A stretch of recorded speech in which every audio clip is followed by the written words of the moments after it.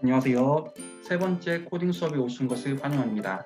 아직 첫 번째, 두 번째 동영상을 시청하지 못한 학생이 있으면 그것을 먼저 시청하고 오늘 동영상을 보는 것을 추천합니다.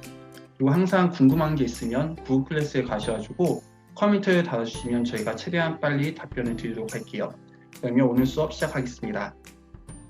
오늘 어떤 것을 배울 거냐면 저희가 라직이라는 것에 대해서 배울 거예요. 라직은 이제 한국말로 논리라고 하는데 이 논리가 정말 중요한 겁니다. 그 컴퓨터 사이언스 저희가 배우는 코딩뿐만 아니라 정말 생각할 수 있는 모든 분야에서 가장 중요한 것 중에 하나라고 생각해요. 그렇기 때문에 논리가 무엇인지 이미 알고 있었겠지만 그리고 모르고 사용하는 거 어떻게 보면 우리가 일상생활에서 매일매일 쓰는 게 논리적인 생각인데 그것이 어떻게 얼마나 중요한지 저희가 그것을 나누도록 하겠습니다. 그리고 마지막에는 저희가 메이크킷이라고 첫 번째 주에 저희가 소개를 했는데 이것을 가지고 이제 프로젝트를 만들 거니까 잠깐 소개하도록 할게요. 한번 잠깐 동영상 멈추고 이 파이 그림 안에 퀘스천 마이크 하나 있습니다. 이 안에 어떤 숫자가 들어갈지 한번 생각해 보세요. 그리고 답은 우리가 이제 매주 나오는 퀴즈 있죠? 거기에 답을 써주시면 감사하겠습니다. 하지만 틀려도 괜찮아요. 이거 우리가 연습할 거니까. 그러면 한번 본론 한번 들어볼게요. 로직, 논리는 과연 무엇일까요? 영어로 보면 정말 이게 복잡한 데피니션 있죠? 여기 써져 있는 슬라이드에. 읽진 않겠습니다. 하지만 어떤 분야든 로직이, 논리는 필요한 겁니다. 그 또 여기 보면 science of reasoning 정말 중요한 것 중에 하나인데 그리고 또 마지막에 이게 true or false 이게 사실인지 거짓인지 답을 추론하는데 가장 중요한 것 중에 하나가 논리예요. 그러면 논리는 도대체 우리가 또 일상생활에서 어디에 썼을까? 솔직히 모든 분야입니다. 모든 일상생활에서 쓰고 있는 거예요. 아침에 일어났을 때 내가 무엇을 할까? 학교 갈 때 어떤 것을 준비해야 되는가? 학교에서 숙제할 때, 공부할 때, 집에 와서 정리하거나 노는 것 또한 논리적인 사고가 필요한 거예요. 사람마다 틀리기 때문에 서로 다른 결정을 내리고 다른 행동을 취하는 것이지 모두가 이 논리적인 사고를 갖고 있습니다. 근데 이것은 정말 테스트, 내가 정말 논리적인 사고를 갖고 있는지 체크하는 방법이 뭐냐면요. 새로운 걸 도전하는 거예요. 새로운 문제를 우리가 봤을 때, 어려운 문제를 대했을 때, 이 논리적인 사고가 정말로 중요한 역할을 합니다. 저희가 이게 시간 관계상 이게 깊게 넘어가지 않을 텐데 디덕티브하고 인덕티브 리즈닝에 대해서 잠깐 나눌 거예요. 원하면 지금 동영상 하나하나 슬라이드 돌릴 때마다 파우스하고 한번 읽어보세요. 디덕티브하고 인덕티브 리즈닝은 정말로 문제를 풀 때 중요합니다. 이게 이거 내 과학 시간에서만 배웠는데 수학 시간에서만 배웠는데 그게 아니에요.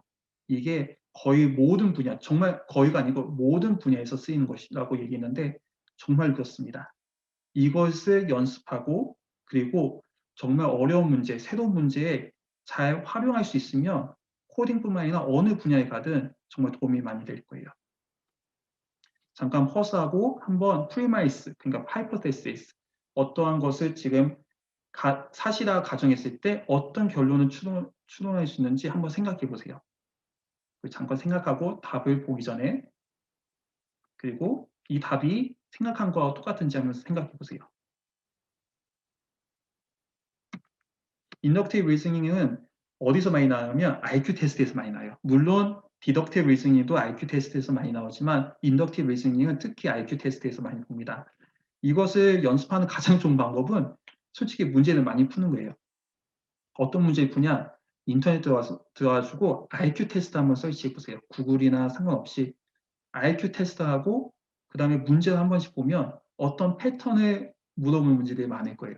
첫 번째 봤던 문제도 패턴이었죠. 그런 것을 물어보는 문제가 많은데 계속 연습하다 보면 이게 연습이 됩니다. 이게 왜 중요하냐? 이거 아까 했던 것이죠. 정말 많은 데서 필요하지만 저희가 이제 코딩 수업하니까 코딩, 컴퓨터에는 어떻게 이게 도움이 되는지 얘기해 줄게요. 저희가 첫 번째 주와 두 번째 주에 나눴던 게 뭐였냐면 코딩이라는 것은 결국엔 컴퓨터한테 어떤 것을 어떻게 해야 되는지 말해주는 겁니다. 인스트럭션이가 있었죠. 근데 이게 잘못되면 어떻게 하겠죠? 컴퓨터가 아무리 빠르고 좋더라도 잘못된 결과물을 줄 수밖에 없어요. 그러면 내가 원하는 결과, 내가 원하는 행동, 내가 원하는 것을 하게 하기 위해서는 논리적인 사고를 제대로 잘 성립하여서 그것을 컴퓨터에게 주어야 합니다. 수학도 똑같아요. 수학을 풀다가 1 더하기 1 더하기 1이 3인데 1 더하기 1이 2가 아니라 3이었어 봐요. 그러면 아무리 열심히 시간을 공들여서 문제를 풀더라도 다른 답이 나올 수밖에 없어요. 과학도 마찬가지고, 하지만 저희가 코딩 수업이니까 코딩 쪽에 맞추면 이 논리적인 사고가 없으면 코딩을 아무리 잘한다 해도, 컴퓨터에 대해서 잘 이해한다 해도 그렇게 소용이 없습니다.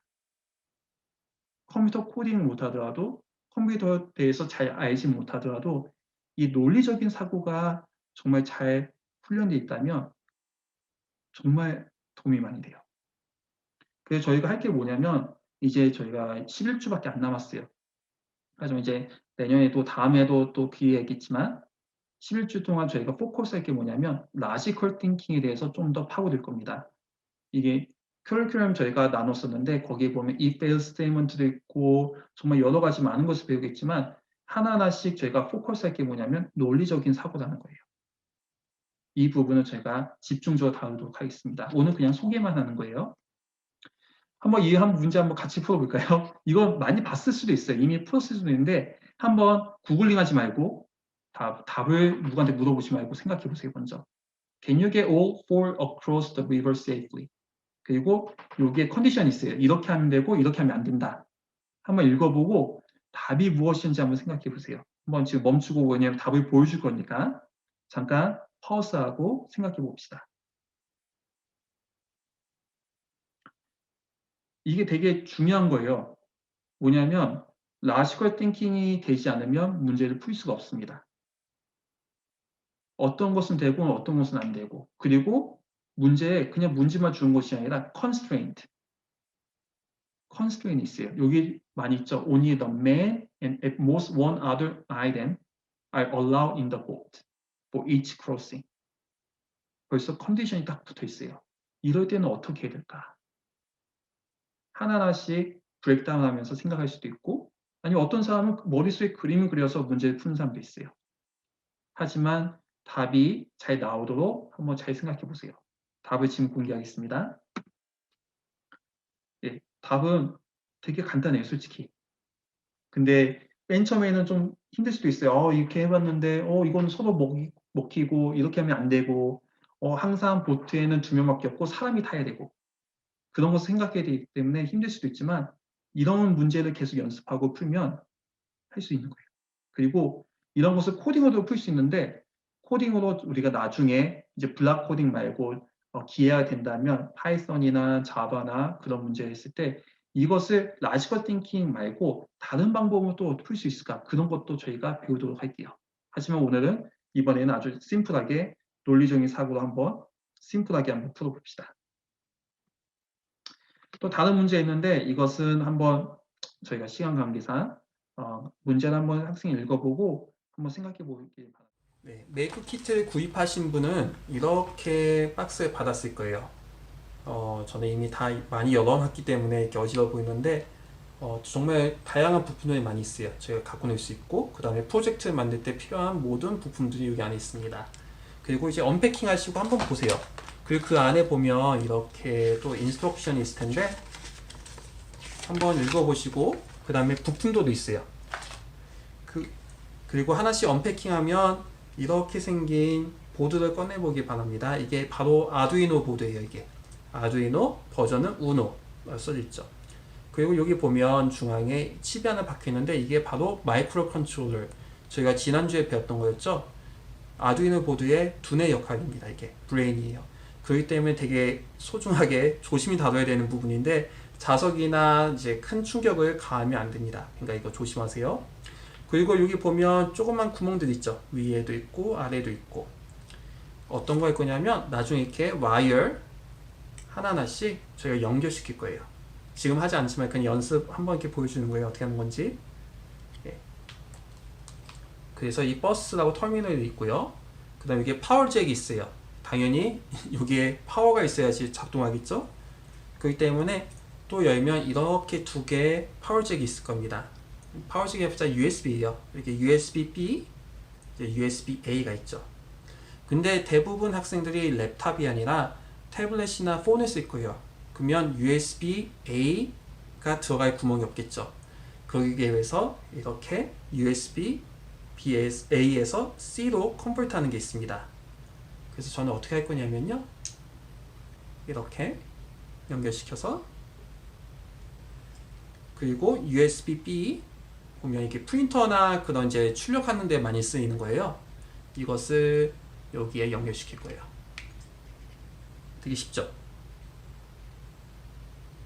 그리고 지금 휴대폰으로는 제가 촬영하고 있기 때문에 랩탑을 하겠습니다. 이것을 한번 연결시켜 볼게요. 어떻게 되는지.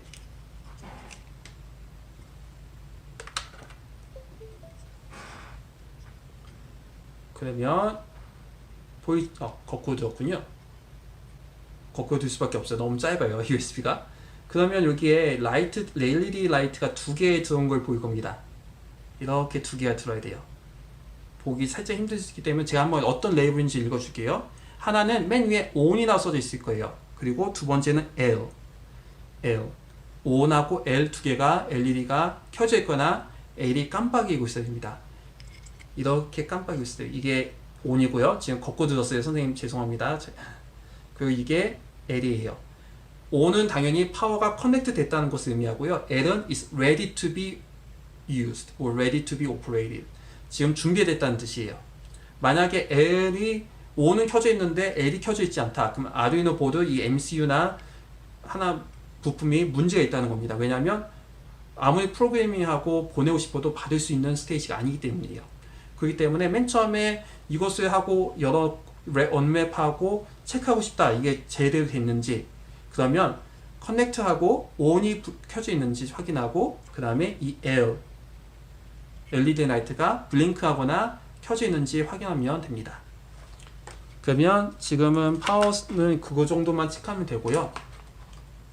그리고 나중에 휴대폰이나 태블릿을 연결하고 싶으면 아까 여기 있듯이 이렇게 커넥트 USB-C 해서 휴대폰이나 이제 태블릿에 연결해서 하면 됩니다.